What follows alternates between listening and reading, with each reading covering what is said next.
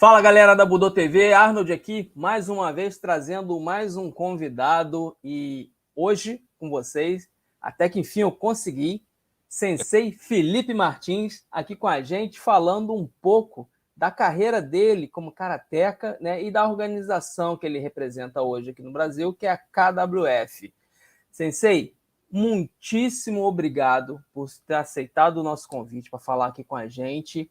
E a gente tem muita curiosidade, eu particularmente tenho muita curiosidade sobre o karatê que o senhor representa. Gostaria de saber um pouco da tua trajetória, como é que você começou nas artes marciais, né? E depois queria saber como é que é a KWF, qual o trabalho que a KWF faz aqui no Brasil. Por favor, com a palavra, professor. Boa noite, né? Primeiro eu queria te agradecer aí, finalmente aí a gente consegue se falar, né? Para mim é um prazer aí, uma honra aí essa abertura aí que você está dando para a gente se conhecer mais e até mesmo as pessoas conhecerem um pouquinho mais da KWF. Bom, na realidade, eu comecei o Karatê em 1976, tá? Eu treinava com um aluno do professor Alves, que é o Jacaré, lá do Rio Grande do Norte. Eu estava morando lá no Rio Grande do Norte, eu treinava com o Armando, que era um aluno dele, e treinava com o professor Alves lá nos Fuzileiros Navais, na época, né? Tinha um treino lá dos Fuzileiros Navais. Comecei em 76, tive a honra de fazer o meu primeiro exame de faixa com o professor Alves. Às vezes eu brinco, eu mando para ele o diploma que eu ainda tenho até hoje, né? Guardado, né? Com carinho, né? Porque acabou virando uma relíquia isso aí, né? Então eu comecei direto com karatê. Na realidade, quem começou a me ensinar karatê foi meu irmão, né? Fora da academia. E hoje ele é meu aluno, né? Treina comigo. Mas em termos de professor dentro de um dojo, foi com o professor Alves e o professor Armando, né? Em 1976. Foi diretamente com o karatê, tá? Então eu sempre treinei karatê. Acho que todo mundo daquela década era um pouquinho influenciado pelos filmes de Bruce Lee, né? Que naquela época era 18 anos para entrar no cinema, havia uma censura rígida, né? Hoje, então é muito engraçado isso quando a gente olha os filmes, né? Então era empolgante, né? Na realidade. Então eu tive sorte de ter meu irmão já fazia karatê e ele começar a me ensinar. Eu sempre fui muito magrinho, né? Então eu sempre quis aprender uma arte marcial e depois tive a chance lá de treinar com o professor Alves. Quando eu voltei em 79, se eu não me engano, 78, eu comecei a treinar com o professor Inoki, que era da Tradicional. E fui aluno dele e do professor Paulo Góes a vida inteira, praticamente, né? Eu devo todo o meu karatê aos dois, tá? Eu falei isso uma vez numa entrevista que eu dei. 80% eu devo a eles e 20% um pouquinho só do meu esforço, né? Mas eu devo muito a eles, eu treinava muito. Treinei também com o professor Landeira, que era aluno do professor Inoki, com o professor João Maurício também, mas eu basicamente fui aluno do professor Inoki, do professor Paulo Góes. A vida inteira, praticamente a década de 80 inteira. Eu tive ao longo desse período, uma passagem no Japão, que eu morei no Japão 2 anos, e pude treinar na JKA, no dojo de Ibisu. Apesar de eu ser um garoto lá de 15 anos, 16, eu treinava todo dia. Tem diversas histórias engraçadas de lá, que eu acho que não dá nem tempo de contar aqui, né? Mas eu tive a chance de treinar lá com a Meca do Karatê, antes da divisão, né? Então foi uma experiência muito legal para mim e, assim, inesquecível, né? E encontrei vários colegas daquela época depois, quando eu retornei para o Japão, que isso aí é uma história muito engraçada também, que eu já falei outras vezes. Depois dos anos todos, como eu falei, continuei treinando o professor Inoki. O meu ritmo de treino era um treino muito forte, porque naquela época, quem treinou na década de 80 sabe que o karatê era um pouquinho mais... Era diferente, né? A gente aprendia pela Era isso que eu ia perguntar, a diferença do karatê daquela época para hoje. Se você quiser me interromper no meio, você vai falando, né? Você para aí que eu entro. Um karatê da década de 80, começo de 90, era um karatê assim, que você era obrigado a aprender através de exaustão. A gente não ficava perguntando para o professor como fazia. O professor mal falava com a gente, né? Você tinha que ser um privilegiado. E eu considero que, nessa época, eu fui um privilegiado em relação a isso, porque eu treinava muito com o professor Inoki, eu lutava com ele de segunda a sábado, Então, eu sempre tive a chance. Então, meu ritmo de treino eram... Eu fazia 3 aulas de karatê todos os dias, treinava de segunda a sábado, só descansava domingo. Não me dava o luxo de viajar. Eu parava de treinar 5 dias no ano. Então, isso é uma coisa que eu gostava muito e corri muito atrás. Então, eram treinos exaustivos. Eu sempre fui uma pessoa de baixa estatura, né? Então, o sensei falava para mim que eu tinha que treinar muito mais para ser mais rápido. Apanhei muito, quebrei muito dente. Era uma época complicada. A gente ia para o dojo, não sei se... E às vezes eu entrava no dojo, olhava um fulano de tal, falava, caramba, esse cara tá aí, vai ser um inferno o treino hoje. Então tinha toda essa expectativa tipo, do treino ser puxado e ainda ter a luta no final, né? E era uma luta que ninguém controlava, né? Era diferente. Eu me lembro meu senpai José Carlos, que hoje é um grande amigo meu, um dos melhores karatecas que eu conheço no Brasil. E ele falava para mim, Felipe, cara, cada vez que você vai pro dojo, você tem que pensar em sobreviver a cada aula. E era assim, realmente, né? A gente tinha que tentar sobreviver a cada aula, mas era gostoso. Eu falo muito da diferença disso hoje em dia, né? Hoje em dia as pessoas... A gente ia pro karatê, gostava, mesmo machucado, no dia seguinte estava lá para treinar. Então, hoje é uma geração que não pensa um pouco assim. Óbvio, hoje a gente tenta fazer de uma maneira diferente. Eu continuo ensinando, dando as minhas aulas de uma maneira muito forte. As minhas aulas são bem tradicionais, com repetição, usar consciência corporal, como bater e um karatê mais eficiente, né? Menos esportivo, mais eficiente, que dentro da academia tem que ser, mas assim de uma outra maneira. Mas eu fico brincando que eu fico ensinando que nem um tigre lá, que nem um maluco, mas de uma outra maneira, e mesmo assim criando uns atletas fortes. Atleta não, né? Os karatecas do dia a dia forte. Eu tenho um grupo muito bacana, é um grupo muito unido, e até quando tem feriado o pessoal quer treinar, então isso é muito, muito gratificante para mim. Então, né? Então, essa basicamente, antes de chegar na KWF, é a minha, resumindo, né, a minha trajetória. Eu aprendi a treinar karatê sozinho. Eu vou falar aqui que muita gente acha que treina sozinho, mas achar que treinar, dar aula e treinar são duas coisas diferentes. Só para você ter uma ideia do meu comprometimento, apesar de eu treinar as 3, 4 horas por dia de karatê, tirando corrida, musculação, etc, etc, etc, eu ainda treinava em casa, empurrava carro para ficar com coisa de maluco. O Paulão mandava eu empurrar, eu empurrava, coisa de louco, né? Então, eu quando saí da Shotokan, só para você ter uma ideia, eu aluguei o professor Inoki, principalmente, era uma pessoa que fazia aula junto com os alunos, pelo menos a primeira. E eu aprendi isso com ele. Então eu tenho meus treinos sozinho, eu detesto treinar de manhã, mas devido a eu estar dando muita aula, eu tenho meu treinamento de manhã, de quadril que eu faço, que é um sacrifício para mim, antes do trabalho, porque eu não vivo do karatê, né? Meu karatê é minha cachaça, então eu tenho minha rotina de treino para poder manter meu corpo funcionando. Mas eu cheguei ao ponto de alugar uma academia, quando eu parei de treinar no Shotokan, e eu fazia uma rotina de Kihon, eu fazia o Kihon que eu não gostava quando o Sensei Inoki e o Sensei Paulão fazia, quer dizer, só um sádico faz o Kihon que ele não gosta. Então eu criei justamente uma rotina de dificuldade para mim dos exercícios que eu não gostava para fazer. Então eu me considero um maluco para isso. Só o cara para querer sofrer com isso. Eu tive depois de anos de treino, fidelidade, eu tive um problema na Shotokan e tive que sair. E aí eu comecei a rodar o Brasil. Eu falei, olha, onde tiver karatê eu vou lá escutar.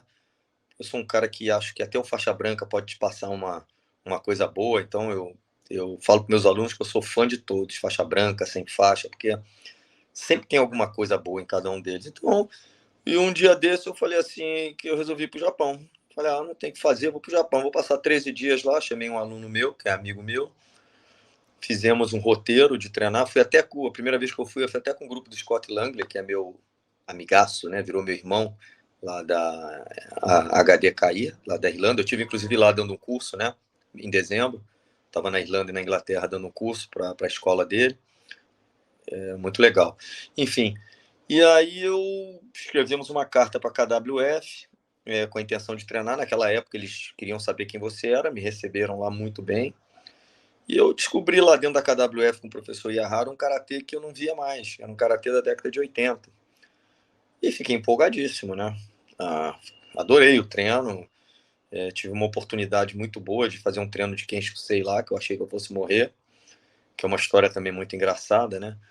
Eu até depois vou contar rápido. E depois disso eu tomei a iniciativa, eu e o meu amigo, meu aluno Fernando, de nos filiarmos à KWF, fomos o primeiro do Brasil a se filiar. Eles aceitaram, me viram treinando lá e aceitaram. E era um treino como eu imaginei. Ele gostava de treinar, fechava a porta, tinham 6, 7 pessoas. Tive a chance de levar de novo uns socos dele, menos na cara, mas assim. E houve eu me lembro que ele virou para mim e perguntou: como é que você treina lá no seu dojo? Eu falei: assim, para mim o meu Kizamizuki tem que ser Ippon. Ele botou a mão no meu ombro e falou: isso aí é KWF. Então começou a ter uma paquera, né? Assim, no bom sentido de karatê. E a gente as coisas foram se estreitando. Eu tive interesse de trazer ele no Brasil. Houve um problema para trazer por questões de regras mundiais da KWF. Eu consegui quebrar essa barreira, fiz uma reunião lá no Japão, fiz um curso aqui, não me lembro, nem me lembro mais o ano qual foi o primeiro curso com ele, foi um sucesso, fiz em Ribeirão Preto com o Roberto Santana, que é meu irmão também. E depois disso ele virou para mim e falou, acho que foi em 2009, se não me engano, 2010, 11, ele falou que eu tinha que ir para a Dinamarca para o Congresso do Campeonato Mundial.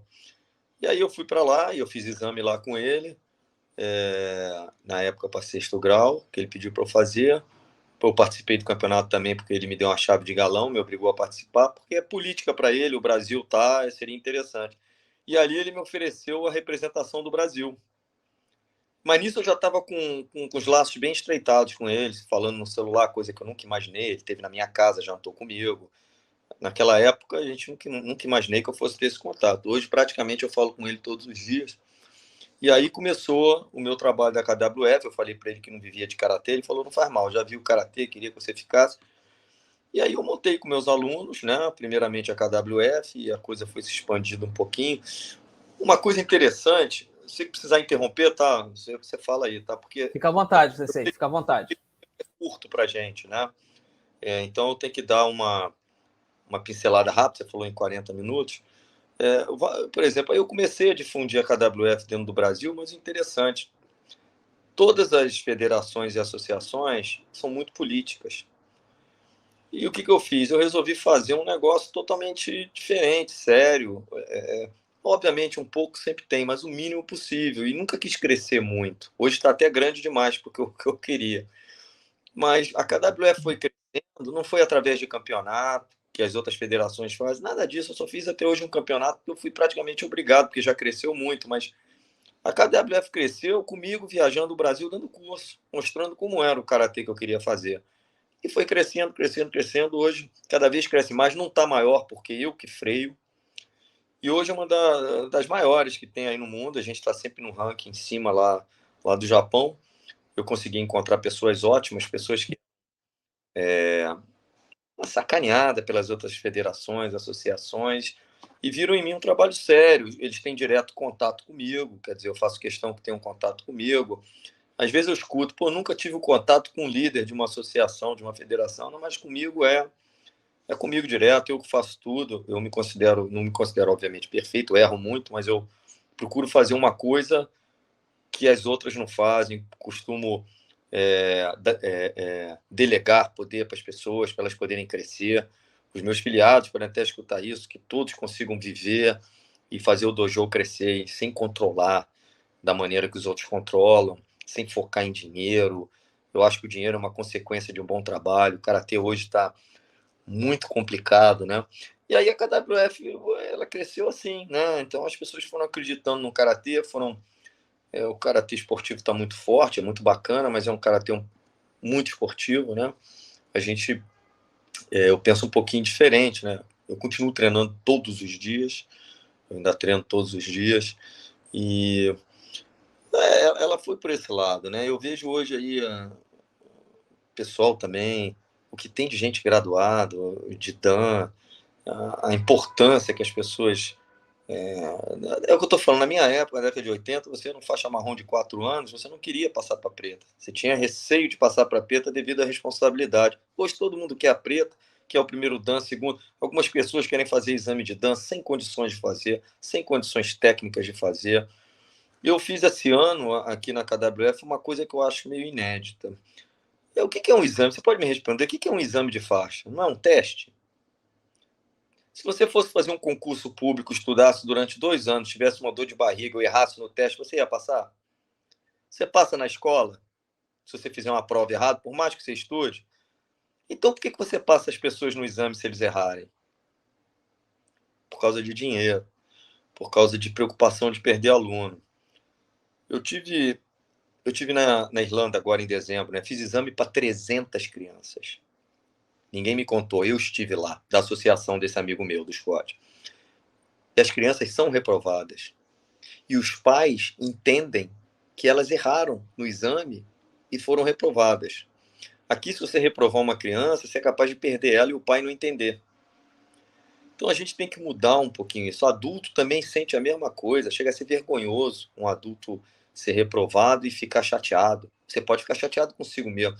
Então esse ano eu tentei fazer uma coisa diferente. Eu montei uma banca. Óbvio que a palavra final é minha. Eu tenho o poder de passar. Eu acho que hoje eu sou a única pessoa no Brasil que gradua até 5º grau com diploma internacional. Isso é respaldo, isso é trabalho, isso é confiança. Né? Acho que não conheço ninguém, nem japonês. Então é uma confiança que eles depositaram em mim que eu tenho que honrar. É óbvio que cada pessoa é uma pessoa, a gente tem problemas de idade, de problemas físicos, a gente tem que avaliar isso tudo, porque o karatê é muito mais a, a, a, a melhora do ser humano, né? Depois eu vou até chegar nessa parte, mas eu fiz uma coisa diferente, eu montei uma outra banca e fui claro que quem não soubesse fazer ou errasse ia ser reprovado. E eu consegui tirar esse peso em cima de... Porque é muito fácil eu virar para um aluno meu e falar, vai fazer exame. Se ele errar, eu fico com obrigação de passar ele. Não, antigamente no Japão era assim, exame é dia tal, você vai lá e escreve, se inscreve. Ninguém manda você fazer. A não ser que você seja muito colado com o professor. Então eu estou tentando mudar um pouco isso, porque se eu chamo você, você se inscreve para fazer exame. Sabe o que vai cair. Se você errar, a culpa é minha. Você gostaria que eu te passasse errando? Então eu estou tentando mudar um pouquinho essa visão. Infelizmente, algumas reações são ruins, mas eu acho que é o caminho certo para a gente levantar o karatê de novo. Então, eu tenho mudado isso. Eu vejo aí a distribuição de dan absurda, entendeu? Eu tenho vergonha de ser 6º grau hoje, eu acho que eu tinha que ser 3º, entendeu? Então, assim, é uma preocupação, né, isso aí. Então, eu estou tentando mudar um pouquinho isso, controlar, existem erros, existem falhas, né, normal, mas a KWF eu estou tentando montar com coisas que não o que erra nas outras, o que você se sentia prejudicado não acontecer na KWF. Então, acho que as pessoas entendem isso e aí você consegue ter uma liderança, né? De novo, não que eu não erre, tá? É normal, né? Mas eu falei isso outra vez. Eu erro, também não tenho vergonha de voltar atrás para nenhuma decisão. Eu não tenho mais... Errei, ó, desculpa, errei, vamos tocar para frente, vamos consertar o erro, porque eu acho que é assim que a gente cresce, né? E é assim que eu comecei a fazer desde então. Hoje a KWF tem setor médico, jurídico, técnico, e a coisa foi dando certo. As pessoas foram acreditando, eu dando chance para os professores crescerem. Eu quero que eles apareçam, que eles fiquem em evidência, não precisa ser eu, que eles tenham condições de fazer exame no dojo deles até certa faixa. Não precisa me pagar para ir, eu ir. Precisa, né? Então a gente faz um trabalhinho. Hoje cresceu muito, né? Mas eu tô com pessoas ótimas, mas eu me preocupo um pouco, né? Não quero um negócio gigantesco, até porque me dá um trabalho do cão e eu não ganho nada, eu acabo ainda pagando.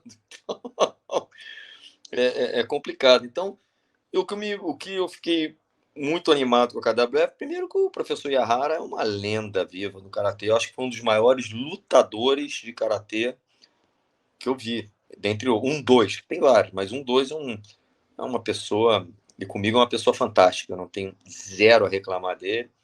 Guardo a faixa dele que ele me deu com carinho aqui, nem mostro para ele não pedir de volta. Então fica guardado aqui, ó, uma honra que eu tive. E é isso, ela foi crescendo assim, viu? Assim, devagarinho, consertando as coisas, e baseado num karatê budô, né? Que é um karatê arte marcial. Isso não quer dizer que não tenha competição, mas assim, o golpe tem que funcionar, né? Se tiver oportunidade um dia de treinar comigo, o convite já está feito, você pode ir quando quiser. E qualquer um quiser aparecer lá, a gente recebe todo mundo bem, né? E tentar resgatar aquele karatê. Eu tenho visto muito hoje as pessoas sem aquele treinamento que eu aprendi. Não adianta, você não tem jeito, cara. Tem que repetir. Sua musculatura você tem que criar o intuito do esforço, através do treino, entendeu? Tem que honrar a faixa roxa, a faixa marrom, a faixa preta. Não se preocupar com dan. Faixa preta é faixa preta, não é? E essa vaidade não pode ter mais. A gente tem que tentar mudar um pouquinho isso, entendeu? Excelente, Sensei. Agora, uma coisa que eu percebi, visitei uma vez, não sei se você lembra, visitei uma Lembra? vez a escola lá, aí que aconteceu? Uma coisa que eu reparei é que boa parte dos seus alunos, boa parte da galera que estava treinando, era um pessoal que estava acima dos 40. Sim, Era sim. uma galera que, tipo, e estava lá arrebentando. Eu senti um clima realmente bem uma energia muito vibrante lá, de uma galera bem mais velha. E eu Isso, achei isso impressionante. E isso. aí eu queria saber do senhor a sua opinião nesse sentido desse karatê budô ainda trazer esse espírito para esse pessoal que hoje em dia que você vai na academia, você costuma ver uma garotada, um pessoal mais jovem, legal, bacana, mas você não encontra muito pessoal mais velho, a linha acima da linha dos 40. Deixa eu te falar uma coisa. Eu tenho horário infantil, né? A minha ideia é sempre expandir aqui o K, então hoje eu tenho um horário infantil com o professor Magá. Eu tenho o meu senpai, que treina comigo hoje, mas é meu senpai, que dá aula na Kyokai da Glória. Tem a Fernanda Pessoa, que foi a primeira faixa preta que teve no Rio de Janeiro, que dá aula também particular. Tem o Henrique, que também é aluno meu, que está dando aula em outra parte do Rio, né? E a gente tem horário especificamente de criança. Mas 90% dos meus alunos realmente é um pessoal mais graduado, mais antigo, mais velho. Eu tenho crianças na minha aula também, mas poucas. E são pessoas que estão procurando um karatê como era de antes. Alguns, eu às vezes fico com vergonha, porque vários deles são mais antigos do que eu. Então é um prazer ter eles comigo, né? É uma honra, né? Ter uma família treinando comigo, mas isso acontece. Mas eu vou te falar uma coisa, cara. Essa geração de hoje, essa garotada, criança para muito também, né? Larga muito o treino, né? É muito complicado. Gostaria de ter mais crianças, né? Mas, por outro lado, é bom que eu consigo treinar com todo mundo. Mas o fato é que são pessoas antigas de karatê que vibram com a nossa filosofia, com a nossa maneira de treino. E não faltam nunca. Minhas aulas não tem menos de 30 pessoas, 20. Às vezes eu não tenho lugar para treinar na academia, porque fica muito cheio. E tem realmente isso. Agora, todo mundo muito bem entrosado, né? Muito bem entrosado. Então, eu acho que isso é uma coisa que aconteceu por falta de um karatê sério, né? Um karatê que não pensou em competição. Se chega uma época, você tem que pensar em arte marcial, né? Competição é uma parte da sua vida. Então, isso ajuda a manter esse grupo que eu tenho. E, por outro lado, você olha hoje, você vai para uma academia de musculação, na minha época, na década de 80, a gente com 16, 17 anos, queria malhar para ir para a praia forte, por causa das meninas, né? Para treinar karatê forte. Hoje em dia, você vai numa academia de musculação, se você for, 80% é de 35 anos para cima. Você não vê 17, 18, é muito difícil, como era na minha época. É impressionante isso. É uma coisa. Então, eu acho que vem muito dessa geração nova que tem outras opções de lazer e não tem mais aquele filme do Bruce Lee para ver e não estudou em colégio público, que nem eu estudei, não era o mais magrinho, vou te pegar lá fora. Não existia, não tem mais isso, há muito mais evolução, compreensão em relação a isso e pouca preocupação com a saúde física, com esteticamente, a própria ginástica, a própria arte marcial e coisas assim. Eu tenho até uma história interessante. E os pais também são culpados disso. Porque se eles entenderem... Eu, por exemplo, eu acredito muito no karatê como uma boa ferramenta na educação. Então, eu sempre tive uma conduta muito correta quando eu era estudante, sempre usei a filosofia do karatê nos meus negócios, na minha vida privada, na minha vida profissional. O karatê me ajuda muito, por isso que eu acredito muito. E às vezes o pai não consegue compreender que o filho tem que ir ao karatê 2 vezes por semana, como ele come, como ele vai ao inglês, como ele vai para a aula, que também ele não quer ir para a aula, mas ele não é obrigado a ir, e acaba virando uma rotina para ele, né? Então os pais precisam entender isso e na fase de criança falar, não, você tem que ir, vai, não quer ir hoje, não, tu vai amanhã. Isso é uma coisa importante, você ter essa conversa com os pais e que eles compreendam a importância disso, né? Então são vários problemas, né? Vários problemas que a gente tem na geração de hoje. E o grupo se mantém. Eu tenho aluno de 74, 75 anos que treina todos os dias. Todos os dias. Aí eu vejo um de 30, 35, estou cansado hoje. Eu falei, pô, esse cara aqui tem 2 pontes de safena, está treinando todo dia. Eu tenho um aluno que é um grande amigo meu que treina com marca-passo. Um cavalo. Então, assim, eu tenho muita mulher treinando hoje também. Então, assim, você tem que ao longo desse seu treino, criar isso com as pessoas, esse vínculo, mostrar a importância do treino. Por exemplo, eu aprendi uma coisa na minha vida. O professor Inoc falava para mim, Felipe, quando você acorda bem, tá bem, comeu bem, tá forte, não é vantagem nenhuma treinar forte. Treinar quando você tá ferrado, sim. Aí que faz a diferença. Se você tiver mal, você não vai fechar um negócio na tua empresa? Não pode. Então, essa superação do momento ruim é que é muito importante, entendeu? Que é o verdadeiro Budô. Budô não é dar porrada em ninguém. Budô é isso, né? Você conseguir passar por essa superação. Então, o que você viu, cara, se você vê hoje, você vai ficar... Hoje eu dou mais aulas, né? Que eu dou de manhã, à noite, tem mais aulas, né? Mas é assim, tem gente treinando lá com 72 anos, mais antiga do que eu, me viu criança. Aí demorou aí porque falou, pô, você era garoto. É verdade, né? Então eu fico muito honrado aí, muito envaidecido com isso e consigo criar esse grupo, essa família, né? Isso é muito legal. Sensei, mais uma coisa, uma curiosidade minha. Hoje, existe diferença do karatê que o senhor ensina, o karatê que é aplicado aqui no Brasil, o karatê que é aplicado no Japão? O treino é o mesmo? A filosofia eu vou falar de KWF, tá? Vou falar de KWF porque eu acredito, eu falei isso, não é que só a KWF pensa no karatê budô. A JK tem um grande karatê, a JKS tem um grande karatê. Eu não posso falar, treinei, eu conheço, tenho amigos de outras federações, então acho que depende muito do professor do dojo no que foca. Eu, por exemplo, foco muito mais no treino de antigamente, e se alguém quiser participar de uma competição, a gente 15, 20 dias antes, então, vê qual é a regra, faz um pouquinho de explosão, o cara vai lá e seja o que quiser. Agora, a filosofia de treino é a mesma que eu procuro usar na KWF Japão. É óbvio que eles têm os movimentos mais daquela rotação de Kaiten do Yahara, né? Que é mais difícil, que é uma coisa que ele faz desde 1970. Então, você tem que ficar fazendo isso o tempo inteiro. E eu treino muito mais o Karate Shotokan também, né? Tento colocar aquilo, mas é um pouco mais difícil, mas a gente faz também. Mas a filosofia do Budô do treino é basicamente a mesma coisa. Eu uso muito aquilo lá, entendeu?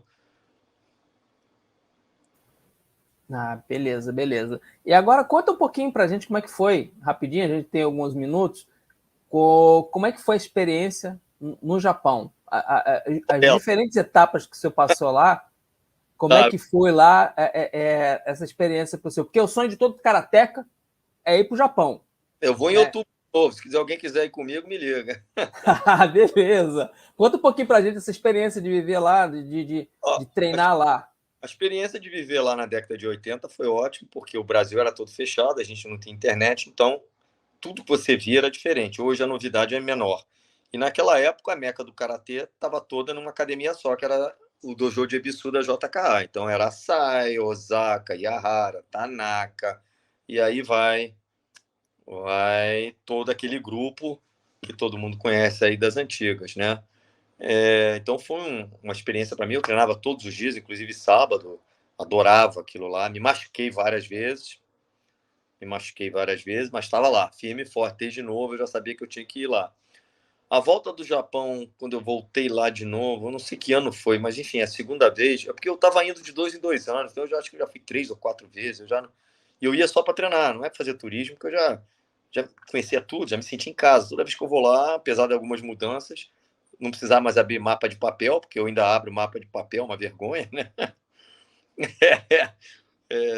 Do metrô, mas assim, que eu falei, eu quando fui lá, eu fui treinar, eu treinei em várias escolas, tá? Eu não vou citar nome, e depois parei na KWF e sim, achei o karatê que eu queria lá. As outras eu fiquei, tirando a JKS, que eu achei muito boa, eu fiquei um pouco.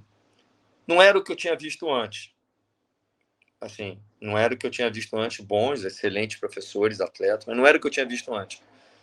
Eu sou um cara que na minha aula você não pode beber água, você pode estar morrendo, não vai beber água durante uma hora de treino, porque então quando eu vou para algum lugar que o cara para dar aula, já para beber água, eu já falo, tá ruim, o negócio tá ruim, enfim. Não gosto, mas respeito. E aí é o que eu falei para você, vi dentro da KWF. Isso foi uma das histórias interessantes, foi um sufoco que eu passei lá, porque quando eu voltei para a KWF, o Ibuki Tawara, que era um Kenshusei que estava lá, virou para mim, que falava inglês razoavelmente, falou assim, ô, professor Felipe, todos ali me chamam de professor Felipe, não quero que chame assim. Aí virou para mim e falou, como é que foi o treino em tal lugar? Como é que foi o treino no outro? Eu falei, pronto, o cara tá puto que eu fui em tudo que é academia, me receberam bem. Aí virou para mim e falou assim, ó, o professor Yahara mandou você vir amanhã aqui pro treino de Kenshusei. Aí eu falei, pronto, o cara vai me quebrar. Aí eu olhei pro meu aluno, falei, cara, não vou perder essa oportunidade nem que eu volte todo quebrado. Não, tudo bem. Aí cheguei lá 10h30 da manhã, ele já estava de kimono, ele e o Isaka de kimono. Deu, professor Felipe, vai trocar de roupa e vem. Entrou, tinha ele, o Isaka, eu, meu aluno Fernando e mais dois que encheu o ele fechou a porta, que era um portão gigante na época, amarrou com a cordinha para ninguém sair. Primeira vez que eu treinar, ele falou assim, meu treino aqui é o seguinte, é treino para matar, ninguém sai. Eu falei, pô, o cara vai me matar. E aí eu falei, pô, o cara tá puto, porque eu fui em outras academias, fofocaram para ele, o cara vai me matar aqui. Eu falei, mas não vou perder essa oportunidade, né? O treino foi puxado, foi um treino com tubo de bicicleta, coisa horrorosa da década de 80 que eu fazia lá na Ebisu. 2 horas de treino, ele me deu um soco na barriga, deu soco na cara do Ken Shusei, matou a gente, bateu no mão, foi embora.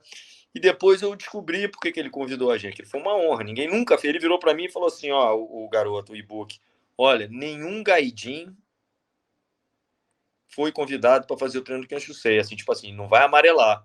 Eu passei a noite sem dormir, porque eu sabia que o pau ia comer, eu já fui preparado, né? Eu fiquei até preocupado com o meu aluno, porque eu já tinha apanhado pra caramba, e apanhar dele lá ia ser ótimo. Mas não foi isso. Sabe o que aconteceu? Contaram para ele que eu fui nas outras academias e quis ficar com ele. Então ele levou isso como positivo. Ele foi em todas e preferiu a minha e me abraçou. E que é verdade, não é mentira. E aí por isso que ele convidou a gente. E ali realmente houve uma entrosação, porque eu não tinha mais idade para fazer aquele treino, tudo garoto de 22 anos, 500 pontapés com elástico no pé, 4 pessoas na sala, ele do lado com o Shinai, ou abaixa, chutando. Mas foi uma experiência única, né? Então, e aí depois que eu voltei, depois eu viajei também, não foi para o Japão, mas foi para o congresso da KWF, então, Dinamarca, França, não sei aonde, enfim, em outros lugares. Então, hoje o contato está muito, muito estreitado, muito, muito perto. E toda vez que eu volto lá é sempre uma surpresa, né? Porque eles me atendem muito bem. Então, outra vez que eu fui lá, o professor Yahara tinha operado um ombro, ele deu uma aula particular para mim e meus 2 amigos que foram comigo.